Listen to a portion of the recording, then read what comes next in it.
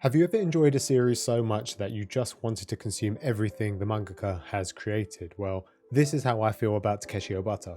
Now, I know he's only the illustrator for most of his creations, but his drawing style just sucks me into the story. Well, maybe let's just maybe put that one back. East Coast Manga initially put All You Need Is Kill on my radar sometime last year before I purchased it recently. It's a seinen action sci-fi series based on the light novel of the same name from 2004 and was published in Weekly Young Jump in 2014. Ryosuke Takeuchi did the story for the manga, with art obviously from Obata. It's a 2-volume series with 17 chapters, however, I could only find this single 2-in-1 version. I did try looking for the volumes separately, but I'm not even too sure if they issued them in English. You can get them separate in other languages though. The book has a nice suede texture to the cover showing our main protagonist, Keiji Kiriya. And the back shows our other protag, Rita Vratatsuki, which was the front cover for the second volume. Because this is a large volume, the spine is extra thick and it actually looks really nice and prominent on the shelf. Now, maybe it's just my copy, but the pages are super floppy, which is great, which means that there's going to be less creases on the spine, which is a plus if you like to keep your volumes in good condition.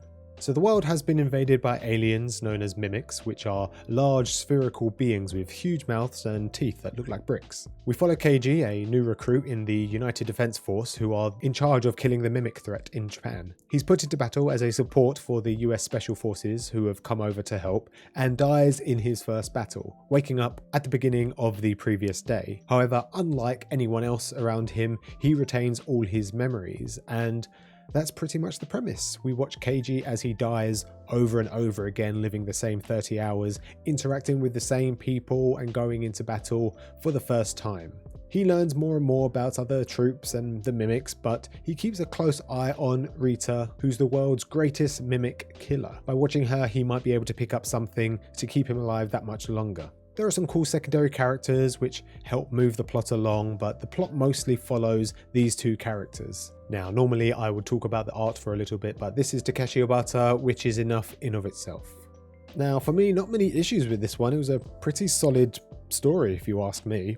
I've seen some people say that the ending was pretty rushed, but for a short series, I think the pacing was pretty on point. I also saw some comments about Keiji's body would lack the strength to do what his mind wanted him to do based on past deaths. He does become stronger as he dies, and as it's only his memory that he retains, it seems strange that he's able to move his body the way he does. I guess you could put it down to that his muscle memory kind of carries over as well. So I can kind of understand that it doesn't particularly make sense that he can move his body like that, but we are talking about a fictional world with aliens and effectively time travel. So there's not really much argument there, I guess. I think this is a great story, great solid single volume. Well, if you're buying the English copy, I'd recommend to anyone who's into mecha, war, aliens, or sci-fi. Keiji goes through some big transformation mentally, which kept me turning the pages. And the rest of the characters are pretty interesting. They're not too complex, which is nice for the short run because, like I said, the series mainly focuses itself on these two characters.